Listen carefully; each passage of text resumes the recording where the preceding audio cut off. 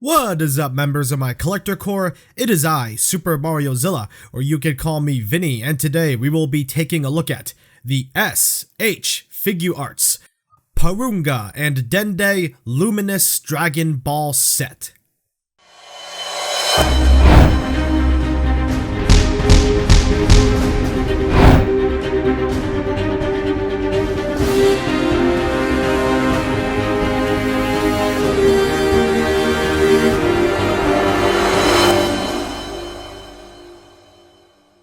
The set was revealed as a web exclusive for $300 MSRP.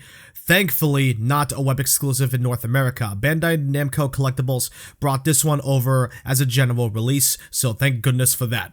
However, collectors across the board criticized this figure for how much it costs. Now, ignoring the high price, is this still a good set regardless? That's why you clicked on the video, right? Let's find out if this is worthy of a spot on your Dragon Ball Z shelf. Porunga is enormous. He stands very tall and thankfully does not have a complicated stand system like Shenron. Just one cool sparking base. The figure itself looks good. I say that, but this figure doesn't look spectacular either. He does look very plain, especially for that price point.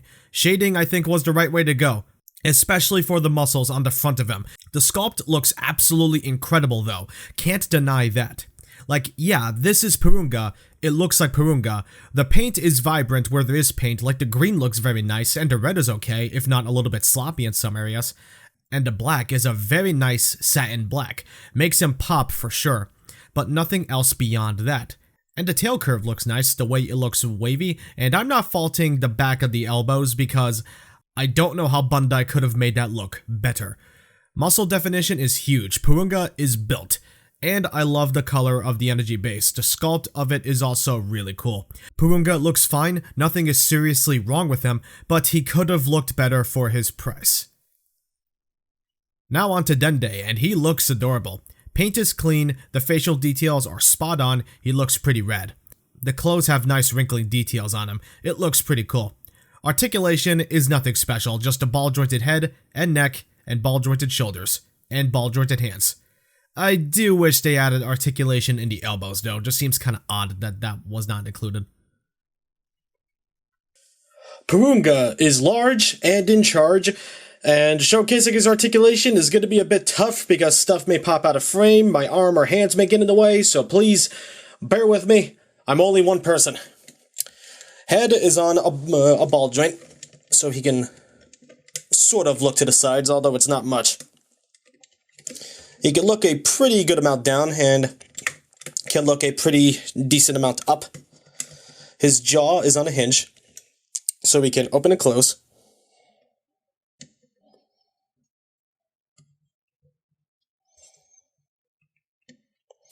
Pretty cool. We have an ab crunch right here, and these two top pecs can push in just to give Porunga some more range. And as far as I know, it's just the ab crunch. There's no ball-jointed movement in the torso at all. Yeah, I'm not going to try to mess with that. But he can crunch backward just about this much, and crunching forward just about that much. Alright. Porunga has ball joints in the arms.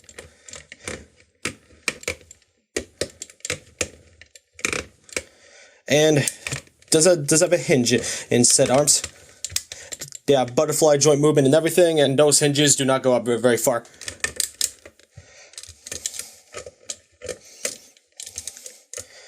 Biceps can swivel, although I think the biceps are sleeves. It's the elbow down here that can swivel.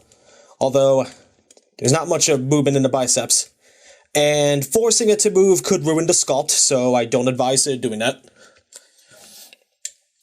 Elbows, we have, I think it's just a single hinge, but nonetheless it can bend a little bit more than 90 degrees, although keep in mind if you view this figure from the back and don't pose it properly, you're gonna get this ugly thing. Yeah. Hands are on ball hinges as well. So Porunga, well, really is not meant to be posed in all sorts of crazy directions. He doesn't do much in the anime.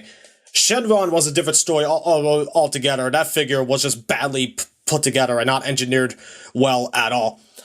And this figure does have a bit of limited articulation.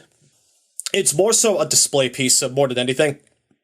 Whatever articulation they worked in, it at least stays together and works well, unlike Shenron. So credit where credit is due. They gave you as much posability as they could, and obviously the reason the tail is not posable is because that probably would have been a pain to keep him still standing on like a proper stand. So that's probably why they opted for this huge energy base. Porunga's articulation is, I dare say, not bad at all. They gave us what would be an acceptable amount for Porunga. Maybe he could have had a ball-jointed waist that could have allowed some more rotation, but with the back fin on his back, I doubt that would have worked well. So, yeah. I'm not sure how to properly grade the articulation, other than it's fine for the character. But could we have gotten some more range? Maybe, but that would have risked some of the sculpt, like the bicep swivel mentioned earlier. So keep that in mind if you get this figure. First, Dende's accessories. He comes with an alternate head and alternate hands. First, the default head that was already on him in the package, and an excited smiling head. He has 2 fist hands that were on him in the package, and 2 splayed out open hands to recreate the shot where he summons Porunga, or works his magic. For Porunga, he has 2 fist hands that were on him in the package. Next are 2 calm, relaxed hands, and the right hand to recreate the scene where he goes, okay. Pretty cool this was included as well. Next for both figures is this Namek base, and it looks pretty cool. Pretty thick base, and the sculpted rock details look very nice. Nice color as well.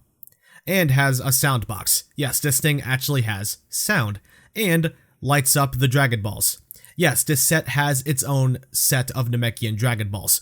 Only these Dragon Balls light up and can be used. Don't expect the other sets to work. There are lights inside of these Dragon Balls with sensors to make them work and react on the base. However, they do have these ugly seams, so they're not perfect, but they had to get the Dragon Balls working somehow. Now, the whole thing uses 3 AAA batteries. This set does not include them. To use, flip the switch until you hear this sound cue. You could start this in 2 ways. First is a button right here on the base. And the second way, place the Dende figure on this spot and it starts up.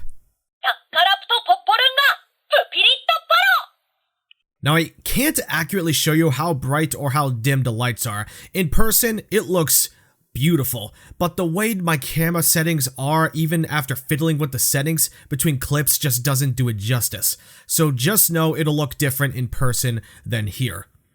After Dende says his line, the Dragon Balls do this, like you saw in the intro of the video.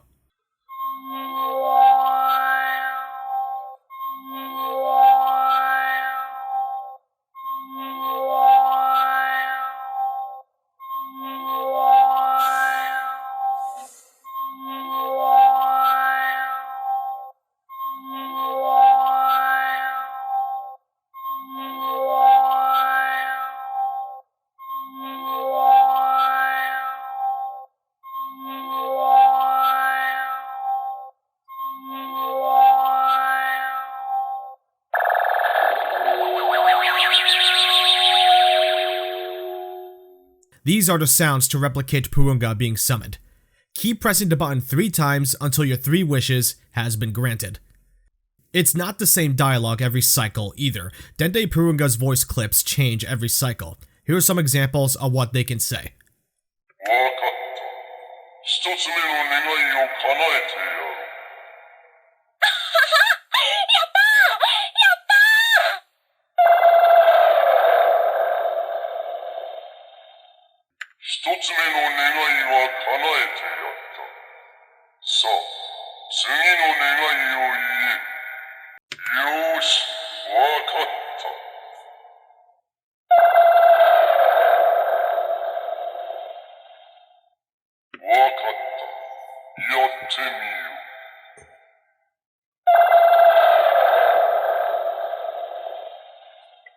Okay.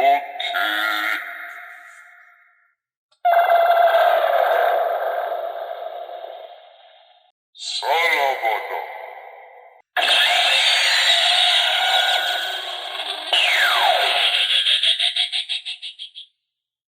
Now, if you could speak Japanese, you would know everything they're saying, but I don't. Yeah, if you were hoping the North American release would change the voices to English, sorry buddy.